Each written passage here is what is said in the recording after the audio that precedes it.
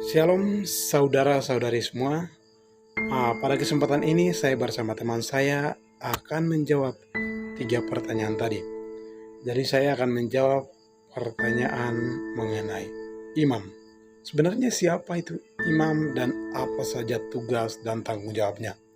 Nah, pada kesempatan ini saya akan membagi imam ke dalam 2 kategori. Nah, kategori yang pertama adalah imam pada Perjanjian Lama. Sebenarnya imam pada Perjanjian Lama itu tugas dan fungsinya apa saja. Oke, sebelum itu, imam pada Perjanjian Lama itu berasal dari satu keturunan.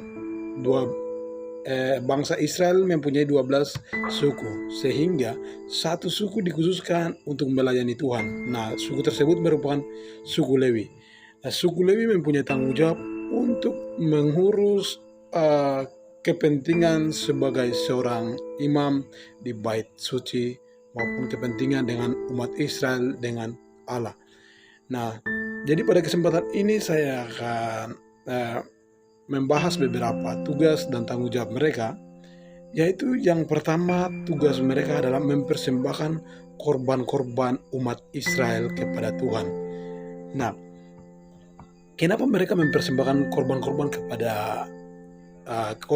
umat Israel kepada Tuhan? Karena pada saat itu orang Israel selain daripada imam itu tidak bisa datang ke hadirat Tuhan atau datang ke takhta Tuhan, bait suci. Nah, pada saat itu yang bisa menghadap ke perjamuan takhta suci, pada saat itu kemah suci di dalam, itu hanya bisa dilakukan oleh imam, dan itu khusus orang Lewi saja.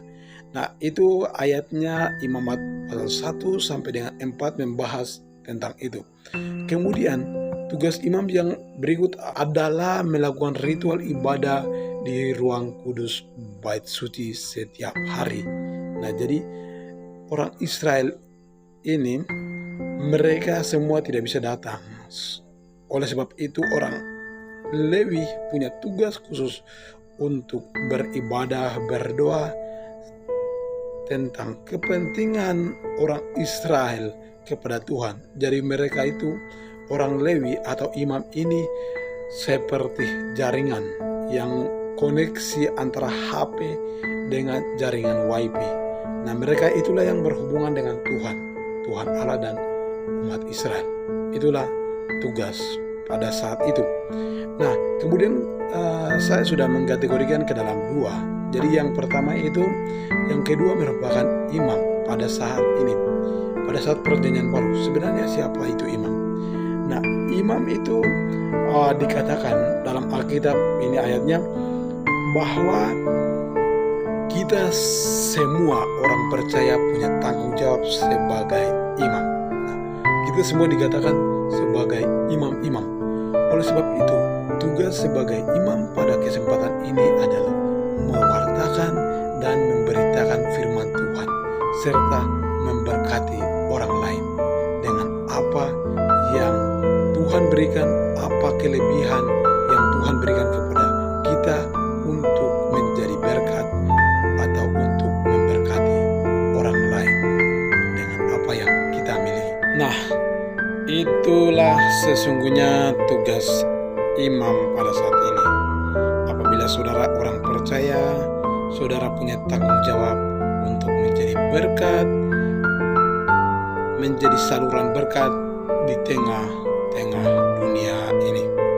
Di tengah-tengah orang yang tidak percaya, saudara bisa mewartakan firman Tuhan dan juga menjadi berkat bagi semua orang percaya maupun orang yang tidak percaya.